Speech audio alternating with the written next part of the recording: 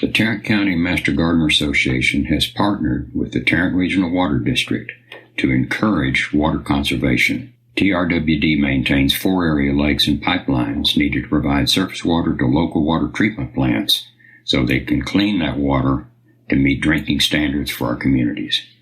They also work with many cities in Tarrant County, such as Fort Worth, Arlington, Mansfield, and many others, to provide water conservation programs to the community. Conservation is an important water supply strategy to help meet the needs of our growing population.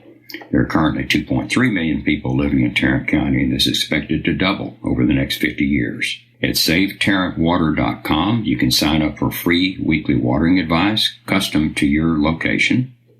If you're a resident of Tarrant County, you can sign up for a free sprinkler's checkup where a licensed irrigator comes to your home, provides a comprehensive evaluation of your system with recommendations to reduce water waste. There's also an event calendar where you can find information about future classes and workshops. So be sure and check out SaveTarrantWater.com to sign up for their free services. Hi, I'm Sian Rees, and I am a Tarrant County Master Gardener. I became a Master Gardener because I could not figure out how to garden in Texas. I'm originally from Canada, Toronto, so that's where my accent comes from. I'm sorry, there's no subtitles. But I started off in Toronto, loved gardening. I moved to Seattle in 2000, loved gardening there, super duper easy. Then I was in Los Angeles, super duper easy. And then I moved here and bam, it's like I couldn't garden at all. So I decided to become a Master Gardener, which was super duper fun. And I did that in 2017. And if you're not a Master Gardener, you want to become a Master Gardener, what you need to know is you learn a ton of things, especially in the first 4 months of classes. And one of the lessons I remember learning, and I'm not sure where, I'll have to go through my notes, but I got very fixated on keyhole gardens. And so today I'm going to talk about them and share with you what I learned and why they are so fantastic, why they give me joy, why it is such an amazing thing to do in your garden. And I think I'll just get right into it. So the picture that you see on the screen here is one of my keyhole gardens. And we're at Durham Intermediate, which is located 801 Shady Oaks Drive in Southlake. It is a permanent Master Gardener project, meaning that anyone who's a Master Gardener can come to the garden and earn their hours. But the school also supports us with a couple of lab teachers who share curriculum with us, and we teach to that curriculum several times this semester. And if we need any tools or a little bit of funding, they'll help us out with it as well, too. So the keyhole garden that I have here at Durham, actually, I think I should tell you why I built it, because I love building things. So a lot of Master Gardeners, when they first join our organization, do it because they have a passion for something. They have a passion perhaps for growing vegetables, or they have a passion for learning about trees or perennials or drought-tolerant gardening. And we've even had some Master Gardeners who started their own sort of little art league within our group because they just love painting rain barrels. And one thing I discovered very early on is that I love building things. And my intern project was to build a small retaining wall at this very garden at Durham. And I only live a few minutes away, so it was very easy for me to get there. And I haven't ever left. I volunteer there about 160 hours a year easily, and I just love it there.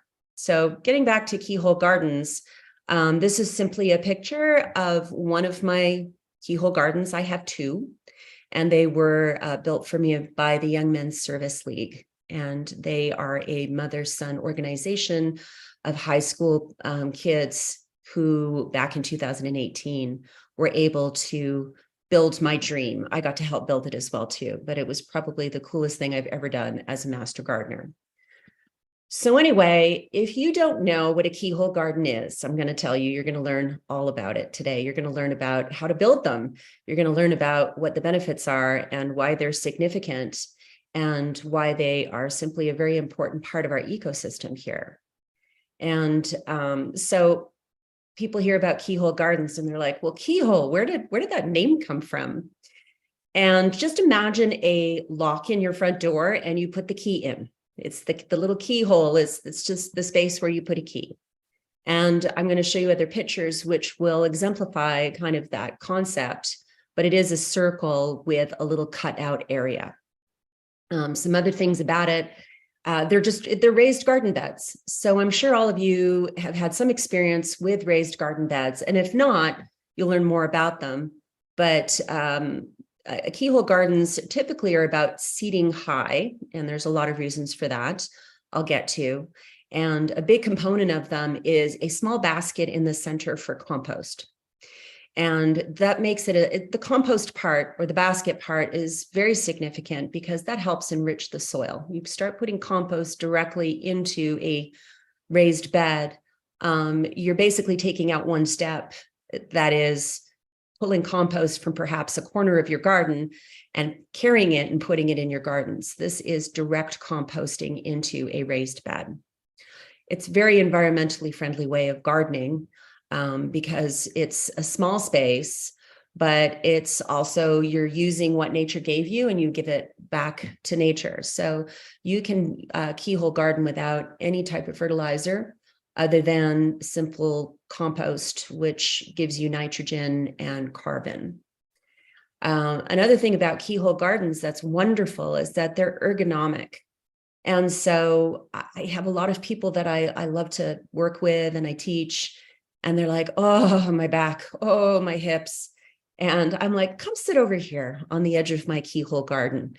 And you can see how easy it is for you to reach in and weed and to plant and just to generally have access to this really great garden. And another thing about keyhole gardens is you can make them just about out of anything, which makes them easy and I think very affordable. So the ones that we built at Durham, I probably priced them out, a couple of $100s each just in materials, but I believe that you can make them with far less than that. So I'm going to go on to some pictures. I like pictures. They help you visualize. So you can see in this left-hand side picture, the exact cutout right here. I'm not sure if my cursor is showing it, but there's a little cutout there, and that is meant for you to actually walk into and stand there.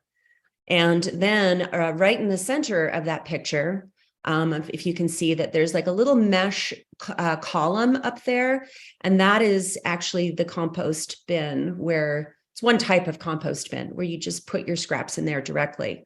So going and walking into that keyhole and then being able to just reach in and put your compost in makes it very, very easy access. In this other picture here, you can see, again, the same material is used in both of them. And my keyhole gardens are made out of these materials, but they're just interlocking bricks that you can get at Home Depot or Lowe's. And this picture actually shows you that you can grow lots of different types of vegetables all in one small space. If you had a very, very small garden, this would be ideal because it really is only a 6-foot diameter. And it's a couple of feet high. As long as you can have possibly 6 hours of sunshine a day, you can have this in your garden, even if you have the teeniest, tiniest garden around. So here's some other things to sort of talk about when it comes to why keyhole gardening is important. So I teach lessons on composting to my students. There's 350 of them, and I've never seen kids so fascinated in rotting vegetables. They love it. But composting, the way I describe it to my kids, is that you are giving back to nature what nature gave to you. So it's a full circle of just using nature's materials. And so when you compost, you really are taking away most of your need for fertilizers, and you're also using every single scrap that you have in your kitchen instead of putting it in the trash. And I know there's some places where I'm from in Toronto, they have massive composting program. It's almost mandatory the way they have everybody break up their trash and recycling, and they pick up compost on the at your curb once a week. And that goes to fertilize all of the parks in Toronto, which I think is an amazing example. I hope we get there one day. It's a keyhole garden is very cost effective. And like I said, I'll talk about some of the materials that you can use to build one. And I talked about the little bit of space and how I've seen other examples of raised beds where they've made it very easy to access. We have something in our demo gardens in the south of Fort Worth. And if you go visit there, you'll see that we have raised garden beds and they're at like 3 or 4 different heights. And I think it's important to recognize that everybody who likes gardening quite possibly has different needs. And I consider myself to be a fairly bendy person. I can sort of reach down and reach up, but there might be people who definitely can't do that. And to give them accessibility to a garden that's easy for them to get into without a lot of physical exertion, I think gives a lot of joy and a lot of empowerment to be able to plant and garden. If I hadn't said it before, having a raised garden bed is excellent for moisture retention. I've heard so many Zoom webinars in the last couple of years where people are just recommending raised garden beds simply because we have very extreme weather here. And whether we're having this frog strangling flash floods where it could possibly wash your vegetable garden away, or we're having terrific drought where we just can't seem to keep our soil wet enough to grow things, raised gardens solve those problems. And so keyhole garden does the same. And when we talk about enriched soil, I like to brag a little bit. I like to say that I have the nicest, most fantastic soil in all of Southlake at my garden at Durham. And I call it my garden.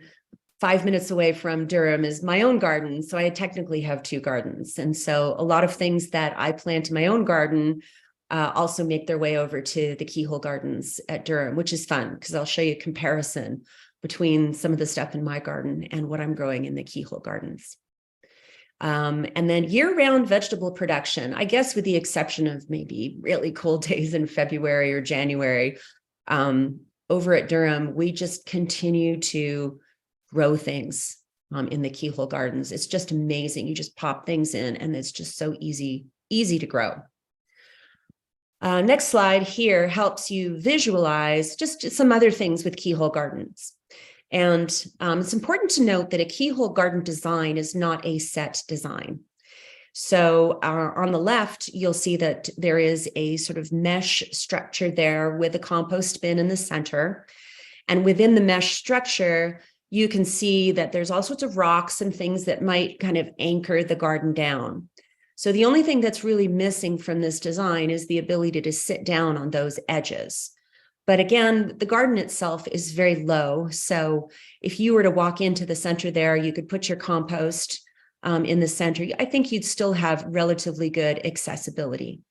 But I really feel like being able to sit on the edge of it is just a wonderful feature. On the right-hand side is a picture. Can everybody see this? I'm not sure if my view is blocking this, but it's a picture of someone who's in an African village. And this is actually where keyhole gardening started. So I'm going to speak to that in a minute. But you can see here, this picture, someone has taken rocks that look like they're probably just from around the vicinity and taken sticks to create the compost bin in the center and used some kind of sackcloth that they probably wrapped around the sticks to create some sort of tube. And you possibly will read, if you're doing any research on keyhole gardens, that they say keyhole gardens only last 4 or 5 years, and then you have to rebuild them. And that could be true with something like this design that we're looking at here. But the ones that I've had at Durham now, I've had them for 5 years, and all I have to do is kind of bump up the soil about 6 inches once a year. So the soil disintegrates, but all the materials I've used have stayed intact.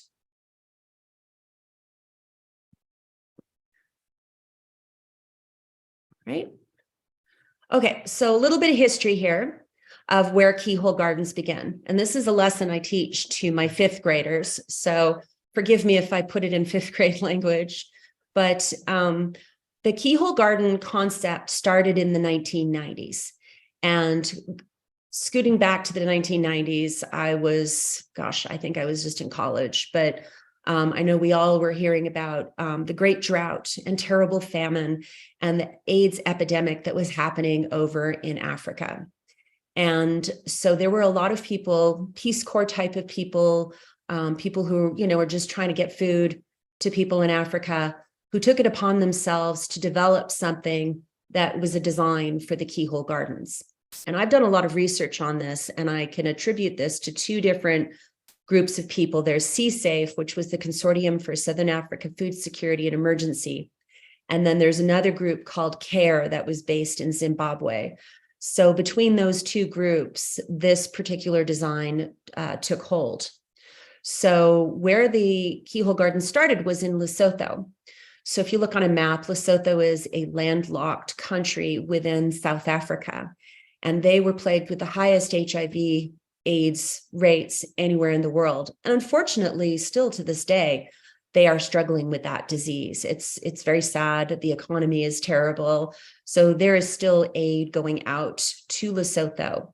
And if I did a little bit more research just last week, and they are still building keyhole gardens there, because I've seen people writing research papers on it and the effectiveness of them.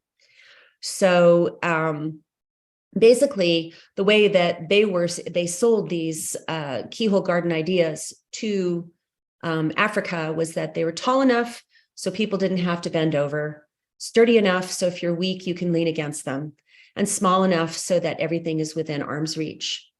And this makes sense, because if you're thinking about famine and drought in small villages where people are dying of AIDS, they're very, very weak and they have very few resources. And so this particular design was put together so that once it got going, you could feed a family of 4 for a month. That was the plan. And I know that at the time, about at least 1,000, on the first go, that at least 1,000 were built.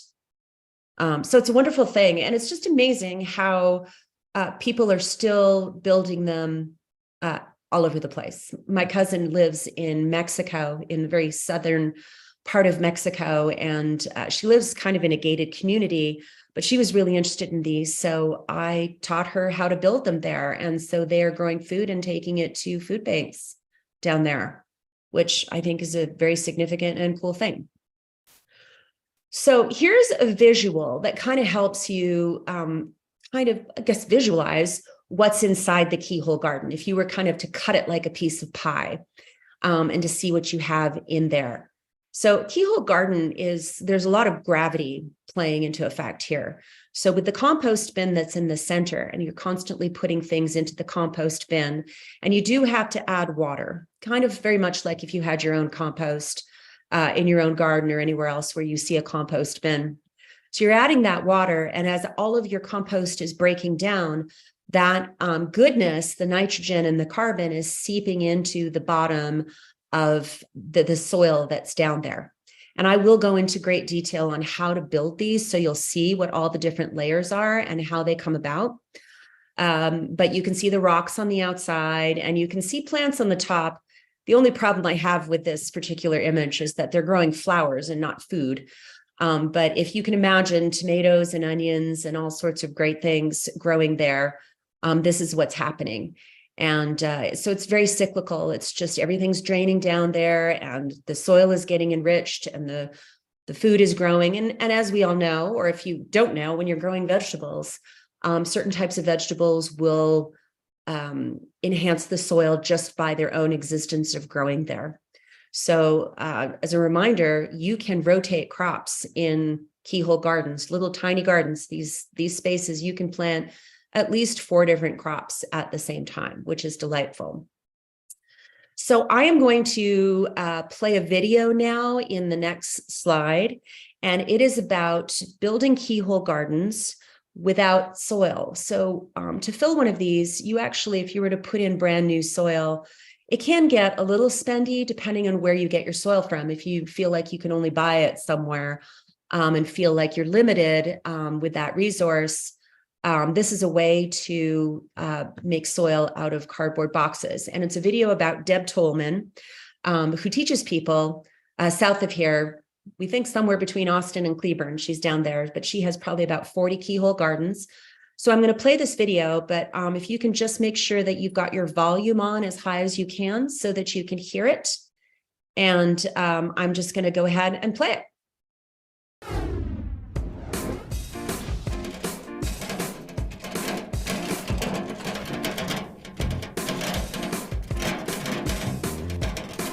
Cardboard. Stacks and stacks of cardboard. Debbie Tolman can't get enough of it. She's seen what these crushed boxes can do. They unlock the power of something called a keyhole garden, and it's her mission to share it with the world.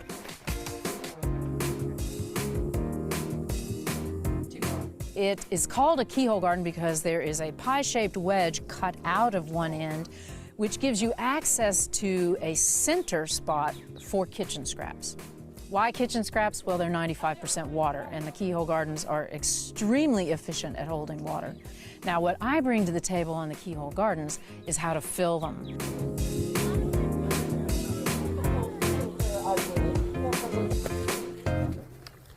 So here's what happens. We're gonna grab cardboard and we're gonna line it around the inside of the keyhole garden. Welcome to one of Dr. Deb's Keyhole Garden classes. Today, men, women, and children will learn about this revolutionary new trend in sustainable gardening, where cardboard is your soil and phone books your fertilizer. Here's more leafy stuff. Keyhole gardening is an art and a science. You will always get beautiful soil and good-looking plants because they're exposed to compost and a good balance of microbiology.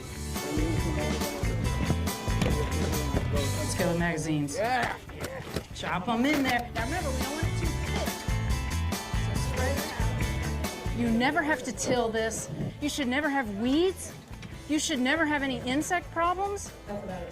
And oh, by the way, you don't have to bend over. How sweet is that? Go around that side, sir. Thank you. Deb will tell you that keyhole gardens use less water, grow faster, and need very little maintenance. Now, she didn't invent this miracle system. Some folks in England did that. But she has perfected her particular recipe. Having a PhD in environmental sciences and several master's degrees certainly helped, but nothing beats real-world experimentation. Give yourselves a hand. This looks great. Yes. Yeah, it actually looks really great. Her homestead in Clifton, Texas, has become a living laboratory dedicated to new ideas.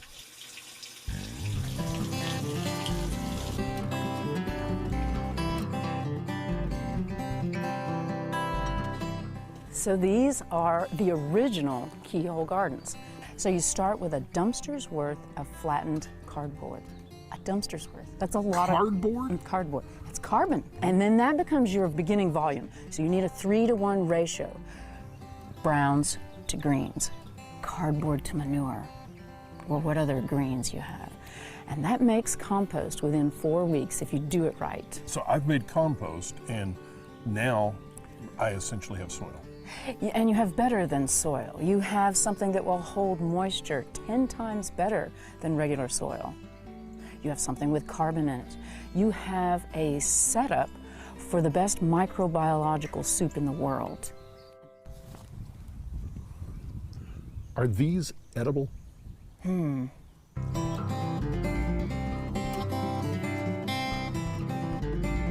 According to Deb, anything can be grown in a keyhole garden, even trees. She currently has several around her property, growing everything from greens to berries to citrus. Just like a house needs a solid foundation, plants need the right soil to flourish. Healthy soil is so important. And soil with moisture in it is important. And you only get that moisture by having a compost setup, because it holds 10 times more moisture than the existing landscape. For the backyard gardener, this is a great way because this contains the compost in one location. Is this part of that whole circle of life thing? You know, I mean, I mean, come on. That's good, Bob. Is High it? five. All right. There you go. That's good.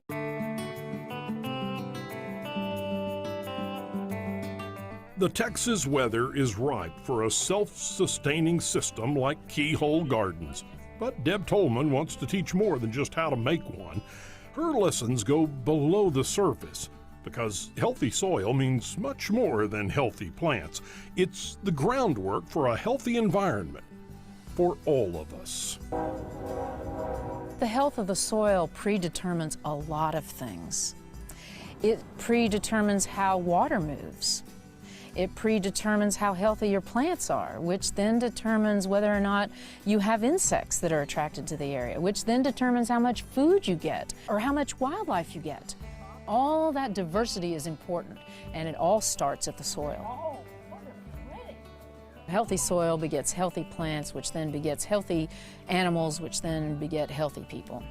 So it's all very connected. It is totally very connected.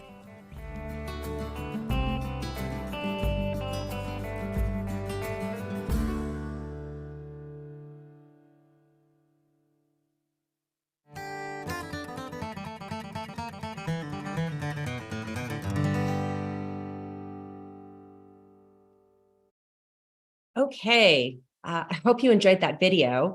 I Googled where she lived while we were watching it. It's Clifton, Texas, which is just a little bit west of Waco. What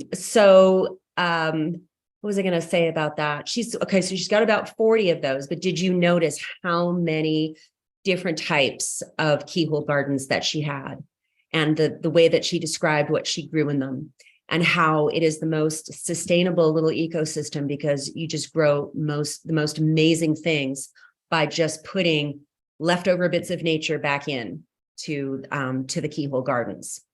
So the next couple of slides, I just want to demonstrate to you this is one kind of way that you can build a keyhole garden. And these were the plans that I found from the group that was teaching keyhole gardens to people in Africa.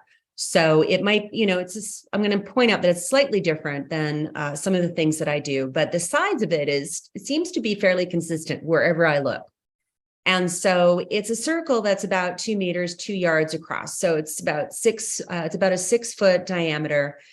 And when you're laying out that flat surface, you probably don't want to do it right on the grass, because we know how much Bermuda grass loves to grow through things. So I would either put down some sand. I would maybe dig out the grass first, put maybe a little landscape fabric down, just something so that you're not going to have things growing into your future soil.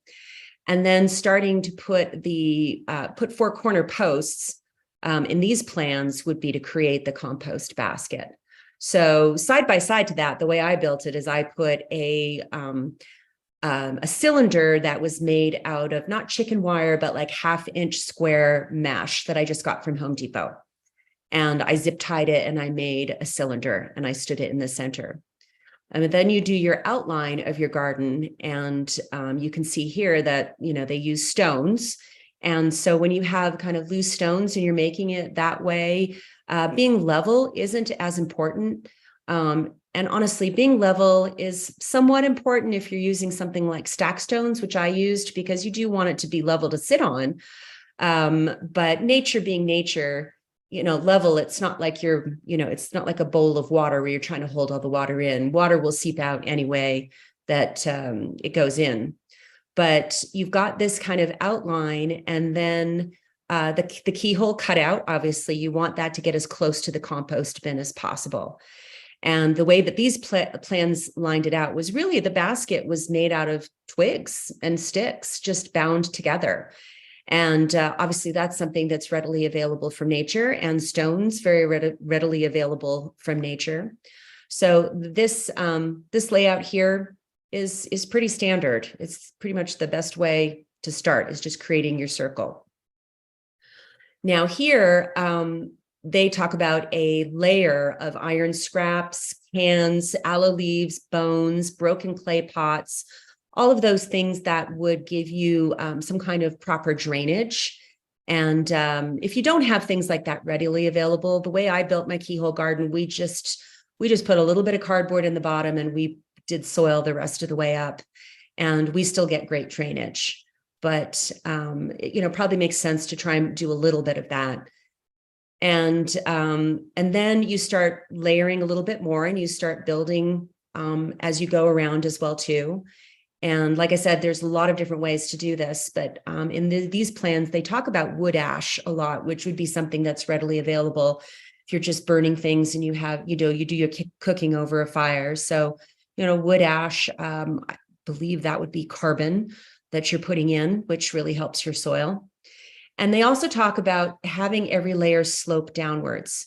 So if you really are going the layered way, the way that Deb Tolman did it in the video, you might want to put a little angle on your layers, but so that things can kind of run off.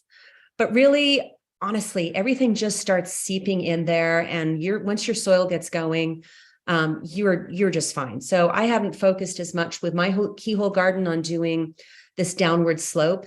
And because my soil kind of decomposes a few inches every year, all I do is I just keep piling it back up and making it kind of flat. So in this this illustration here, you can see that they've built it all the way up to the top of that basket. And I would recommend that the basket sticks up a little bit further than the soil itself, simply because it could be easy to lose the basket. And I'll show you a couple of pictures where we've had so many vegetables grow that it kind of hid the basket. So I think from practical purposes, having it just a little bit higher than the soil really, really helps. They also recommend that during the winter, you protect the plants from the cold by putting grass or carpet over it. And I could see that working. In about the only time we don't grow things is January, February. So I have nothing to cover. But that's essentially one way to do all the steps. Now, another way I think would work too is just building the entire outside first and then filling it. So I was just sharing with you some original plans that came about in the 90s. So the maintenance of a keyhole garden is pretty easy, but I do say that watering is key, and watering from the center essentially is all you really need to do. Now, I'm lucky I have irrigation over at Durham, so we have some sprinkler heads, and before we built the keyhole gardens, I made sure the irrigation got run underneath the keyhole gardens. So I have like a little dribbler spout that goes off 15 minutes twice a week to water my compost. And that in itself, I believe, makes the compost decompose even more. Like I take compost over there twice a week, and I cannot keep the compost bin full. It just keeps disintegrating. So you don't necessarily have to use filtered water. You can use gray water. So if you have one in your own backyard and, you've done some washing and, you've got some water that's maybe only got a tiny bit of soap in it or something, you can put that in there. The thing to point out, though, is that, you need to use water that doesn't have any chemicals in it, because you are going to be growing vegetables and you don't want that to seep into your vegetables. The soil that you can continue to put in can be any type of soil that you use in your garden that has a little bit of an organic element to it. We have 3 huge compost bays over at Durham, so we just pull our soil from there because it just decomposes regularly. We also have a big pile of mulch that if you dig underneath that, the mulch is decomposed. So we take that and we put that soil in. And we're just constantly renewing it because the soil is so rich and it's so organic and there's so many microbes in it there that it just keeps disintegrating because it's just beautiful soil. They talk about the basket, and this plan is something that decomposes within 1 to 2 years. But the basket that I've used in mine, which is the 1/2-inch metal, the mesh, it looks exactly the same as it did 5 years ago when we put it in. And so we don't have to replace that. And I have read that sometimes the keyhole gardens will kind of fall apart and you have to replace them every 4 to 5 years. But from what you saw in Deb Tolman's video, and what I can attest to, is that if you're using materials that don't decompose, your keyhole garden does not need to be replaced. So I look at it as a one-time investment. It's really not cost us anything else other than maybe some seeds that we've grown to plant in there. So here's a visual of how you can space out your plants, just to give you an idea. I recommend about 4 different types simply because each plant gives off its own nutrients back into the soil. Right now, I have shishito peppers, onions, beets, all growing together. And then in my other one, I have tomatoes and shishito peppers and spinach. So I have 3 in each. And I can tell you there are some plants that you want to stay away from, which would be like really seriously vining plants. We accidentally grew some squash in one of the keyhole gardens because we put squash in the compost. And as it started to grow, it completely took over the garden itself one year. And it was delightful. We got a lot of squash, but it was kind of invasive. Same with beans. If they vine a lot, and if you get that kind of big tangled mess in a keyhole garden, you might get wasps and other little critters as well too. So I want to give another visual here for design possibilities. Now, I just got this off of, you guessed it, Pinterest. And Pinterest is actually a wonderful resource for keyhole gardens. If you just put in keyhole gardens on Pinterest, you get all sorts of plans and things. Some might not be quite what I've described here in this presentation, but if you look at these ones on the side here, there's 8 of them. They're all raised beds. Some of them are taller than others. There's one here on the left. It's made out of wine bottles. I think that's delightful. I think this one here is made out of wine bottles as well too, and they use cement, which makes me think that the drainage on that one might not be as great. This one down here in the bottom right is made of wood, which I think possibly could disintegrate a little faster. The one on the bottom left here is just made out of stones. They might have used a little bit of mortar, but you really don't need to use mortar. The one here, that's the top, it's on the left-hand side, second from the bottom, is made from something like an old wash basin. And I can tell you, if you have something like that, if you have something metal and it's in the full sun all day, you're just going to have to be careful with your legs because you don't want to press up against metal. And it does heat up the soil a little bit more than, let's say, stones would. But if you have some creativity, even just an ounce of creativity, you can really go gangbusters with how you want your keyhole garden to look. So I talked a little bit about what you can plant, and I talked about avoiding the vegetables with vines, and then vegetables that need a lot of support like corn or tomatoes. I mean, I have tomatoes. I have 3 tomato plants in the keyhole gardens now, and I have them in cages. And so I just put the cages up and they're doing fine, as tomatoes do. They're just busting out of the cages. And so they're a little bit messy, but root vegetables are fantastic. And you can do root vegetables at the same time as you do lettuces and above ground. So I had beets growing next to spinach, and I had potatoes growing next to Swiss chard. This is the list of what we've grown so far: tomatoes, potatoes, peppers, radishes, beets, spinach, cantaloupe, onions, Swiss chard, lettuce, squash, and eggplant. And then, of course, potatoes. So Dick mentioned in my intro that we plant potatoes with the 350 fifth graders at Durham. And we've been doing this thanks to a program that got started by a master gardener named Henry Cole. And Texas A&M agreed to give him seed potatoes, and we had one for each student, and they all got to plant their potato. And then that was in the beginning of February, and in late May, they were able to harvest all the potatoes and kind of do a comparison. So we've kept this going. I guess that is probably since about 2015, I think. So just recently, this past May, we harvested about 1,000 potatoes. There were 4 different kinds of potatoes. And so we actually did like a yield measurement and gave the info back to A&M because these were all hybrid potatoes.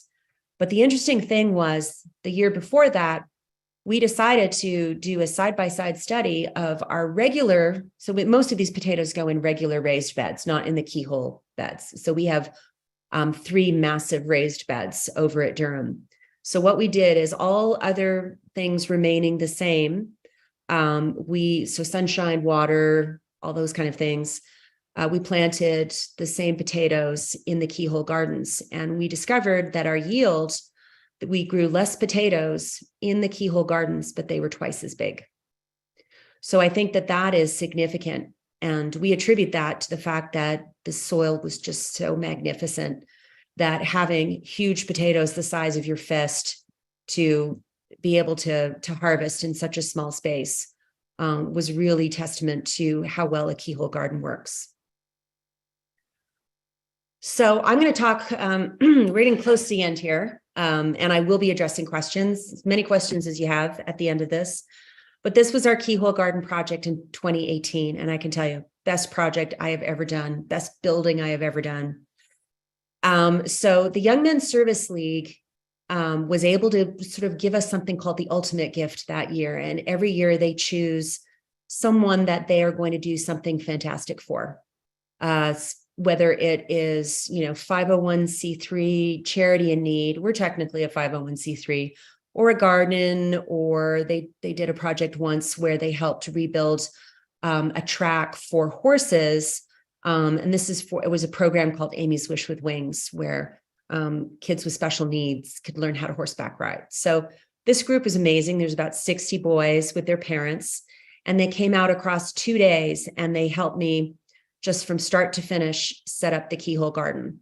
So this space was quite big because I wanted to put in 2 keyhole gardens side by side where I could teach kids about gardening and we would have super easy access. So this black landscape cloth that you see in the center was what we put over top of the area of grass that we took away and we treated. And we really haven't had much problem with grass since, with the exception of the grass that gets cut in the vicinity, and the grass seed kind of gets flown into this area. So we do still have to weed a little bit. I'm not sure if you can see this picture here on the side, but that is the beginnings of the keyhole garden. And so you can see the 6-foot diameter circle. We were getting it level. We had it on sand.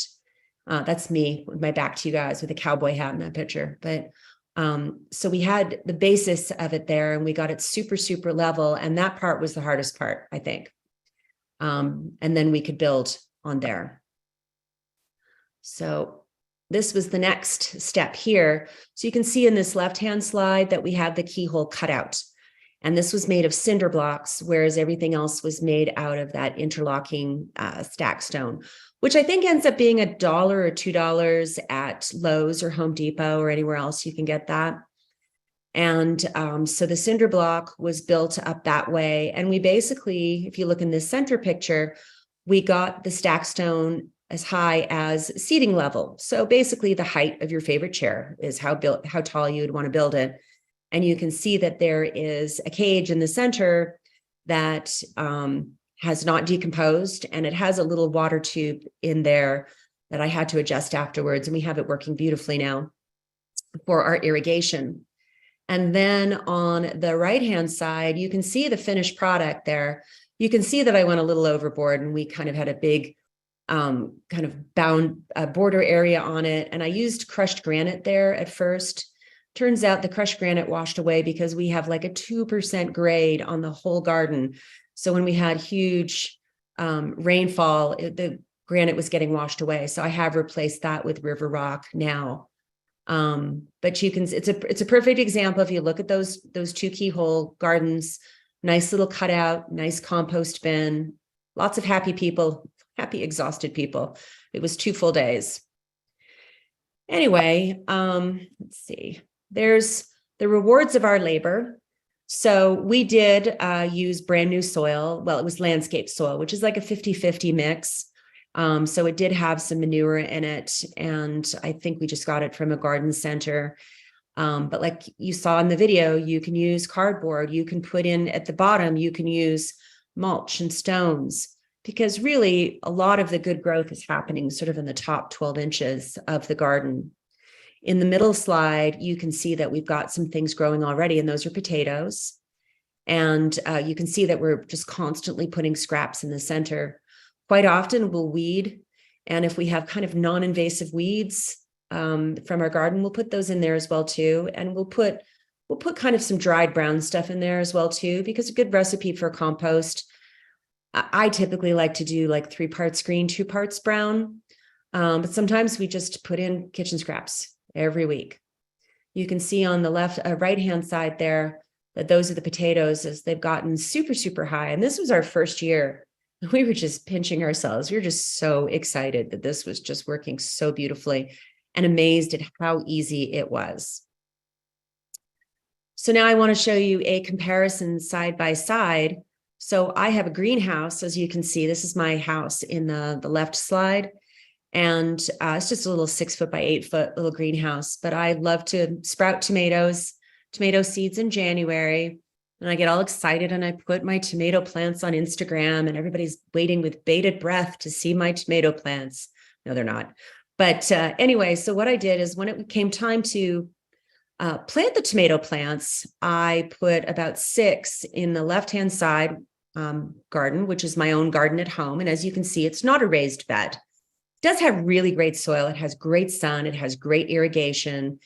The exact same day, I planted the ones that are on the right-hand side there, and they are spectacular, much darker green. There's probably twice as many tomatoes on them right now, and I only planted 3, 3 tomato plants, whereas on the left-hand side, I planted 7. So you can see it's proof positive that the keyhole garden works. It's amazing, amazing soil. And if you're to go out there today, that picture that you're looking at right now, that the plants are twice the size. I mean, it's out of control. It's just beautiful. Okay, so I think okay. This is the last slide. And I'm laughing because there's the squash plant that we had in the compost that took over.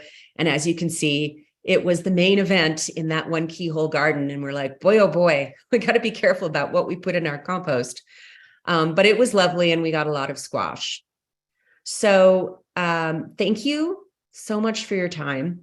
I feel very blessed that I can share this with everybody because it is such a wonderful project. It's a great way to garden.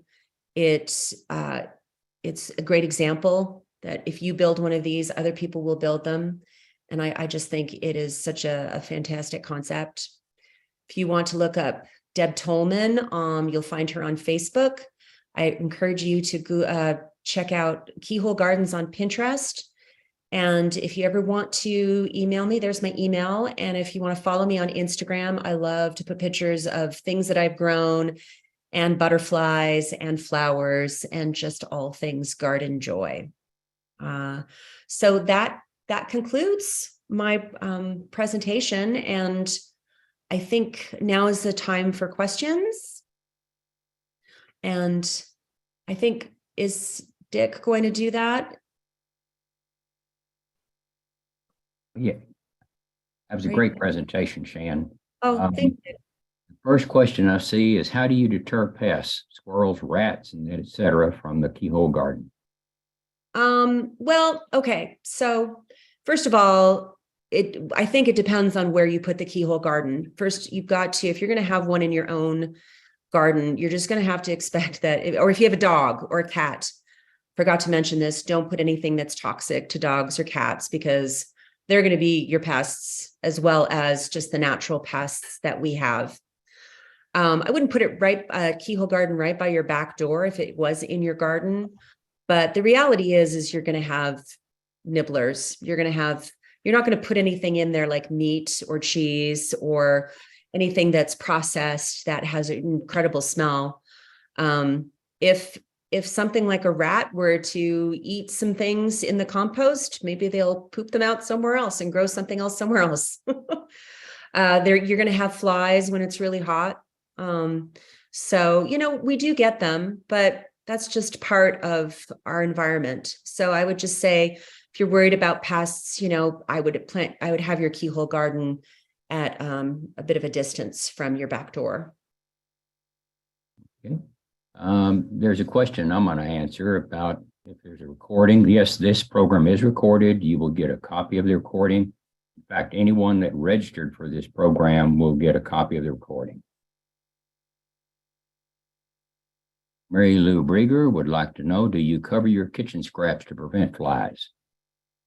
No, I do not. We just leave them out in the open. I have seen keyhole gardens though, where people do put a cover over top. And I would imagine, depending on your design, that might increase the heat in the compost area, which will then make it break down more. So if you feel like you need to do that, I think you don't really need sun on it if you've got the heat of it being covered. Just, I would make it easy to take on and off so that you don't forget to put compost in. Yeah, in fact, she comments that she covers hers with a piece of tile, just to kind of cover it a little bit. Yeah, I don't see why that wouldn't work. I keep mine open and exposed because I just tell all the kids to come over and put their carrot sticks and their banana peels in, and it's a community garden. Anybody has access to our garden. So walking by, they get to see it and they put things in. So. Sounds good. Let's see, please elaborate on the sprinkler head. Oh, okay. You have that in the center, right, in the compost pile? Yes. So I put some thought into it ahead of time, and I said, I'm at the garden probably twice a week. And ideally, whenever you put compost in, I'm going to say probably once a week, you want to water. And if you're going on vacation or you just forget, it's just nice to have the water there. So if you have the ability to run water underneath your keyhole garden before you start building it, that's what I have. I have a 1/2-inch pipe that I had the ability I had it just exposed while I was building. And then once the whole thing was built, I went back in there and I unscrewed what we had on there. And I kind of fiddled around and got something like akin to not a sprinkler head, but a dribbler. So it's like a mushroom cap dribbler that you can get at Home Depot or Lowe's, and you can tighten it or loosen it where you can see water coming out of it. But generally, that's usually enough water for the whole thing, and you typically don't have to water the keyhole garden soil itself. There are some exceptions to that. We had some really, really insane drought weather last summer. So every once in a while, when I'd see it looked really wilted, I would splash some water on the whole bed itself. Okay. So for the compost part, do you turn it or do you just leave it like it is? Excellent question. No, you don't have to touch it. That thing it's decomposing so quickly that I have never had to move that around. That's if you did better. a forensic dig, you'd find a banana peel from like 2 months ago at the very bottom. Like it just moves. So yeah, very, very easy to manage. That's a great idea, not have to turn it. Mm-hmm. Okay. Are there any more questions from anyone?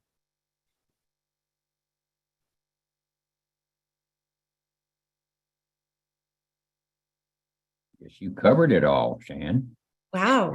Oh, okay. Well, I encourage anybody to contact me if you want to come and volunteer at the garden and learn more, or just experience my kind of gardening out there. Dina Harrison and I are out there on Thursdays in the summer, we'll be there from 8 until 10. And during the school year, we'll be there on Thursday. 8 until 10 on Thursdays, with the exception of the first Thursday of the month, which is our Master Gardener meeting. And in the school year, we have Saturday work days as well too, which usually go from 10 until 12. And you can always contact me. I can hook you up with the Sign Up Genius if you want to sign up for a shift, or if you just want to come by and visit us. That would be great.